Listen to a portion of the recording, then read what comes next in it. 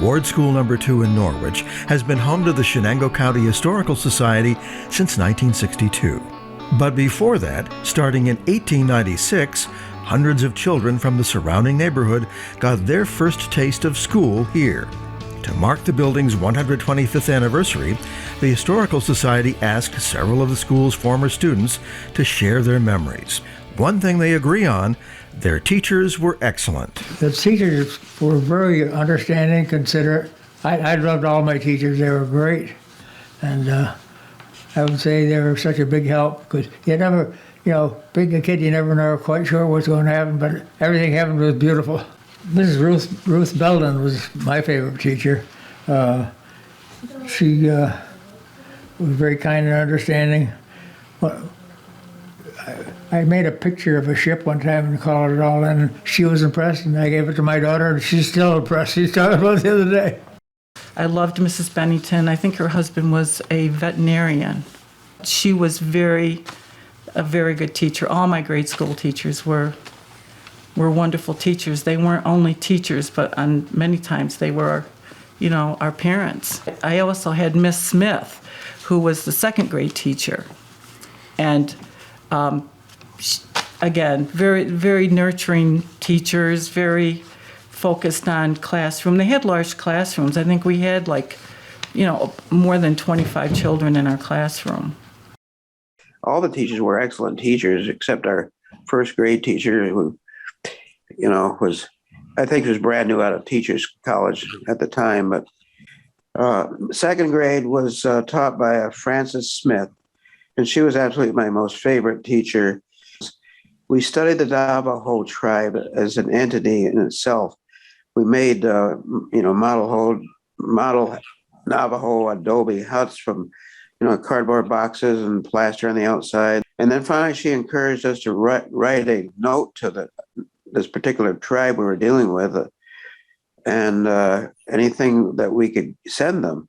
Well, I remember specifically they asked for things like toothbrushes, writing instruments, paper, combs, all personal types of things. So we sent off a shipment to this particular tribe we were dealing with, and it was very instructive.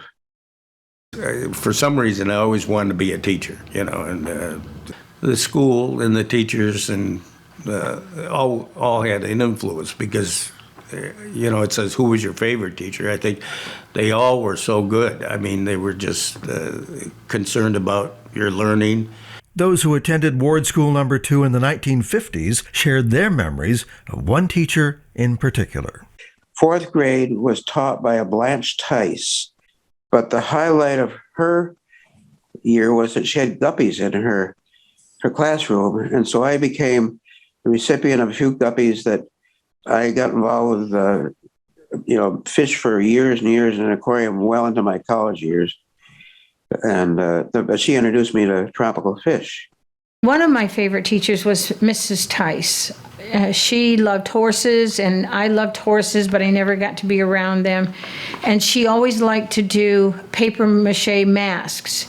And so if we were talking about Indians, then she would want to do one that looked like an Indian, or if she was doing another lesson in history, she would do another one. But she always called me after school to stay behind because she wanted to cut pieces of my hair.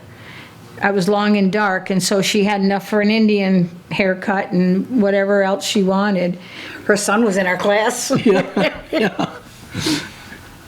She was very nice. I remember her handwriting. She was a beautiful handwriter. She had gorgeous handwriting. Nice temper. Yeah, nice she was very, very nice teacher. Very even-keeled, Friendly teacher. Yep. This magazine, sale price 25 cents, printed in December of 1956. And there's a major front cover article about my teacher, Mrs. Tice. And she was not only an excellent teacher, but she drove harness racing horses. She was a driver. That's a picture of her right here. And there's some other great pictures in here. And it's an excellent story. This is when Mrs. Tice she raced at Vernon Downs and at a lot of the fairs. And here she is with some students. And there's a really nice picture of her in her harness racing garb. And she had a son named Russell, and he and I knew each other from probably about the age of 3, right through our whole life. And one of the interesting parts of this article is she had her own son in the 6th grade class that she taught here. And neither one of them enjoyed it much. That is recorded in this article. She said Russell was pretty good in most subjects, but he had trouble with English. And he got a D from his own mother in English. The teachers taught and we listened. Well, And in I- order to pass, you Yeah. kind of had to do it. Yeah, they Do didn't well. they just didn't put you through because Yeah. you were a friend of their child's or they knew your parents. That didn't happen. Periodically, for quote gym quote, they would walk us up to the old Borden Avenue Park, reduced greatly from what it is now, of course.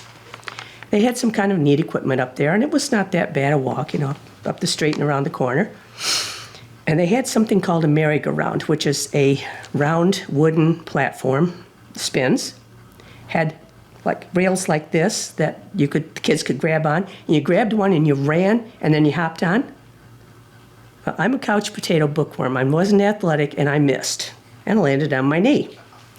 And along came Miss Mason with this jar of red stuff, which I thought was mercurochrome, which we used at home, no prob. And she slapped it right on, and it was iodine, and I about went through the moon. My introduction to iodine and my memory of Miss Mason, very vivid.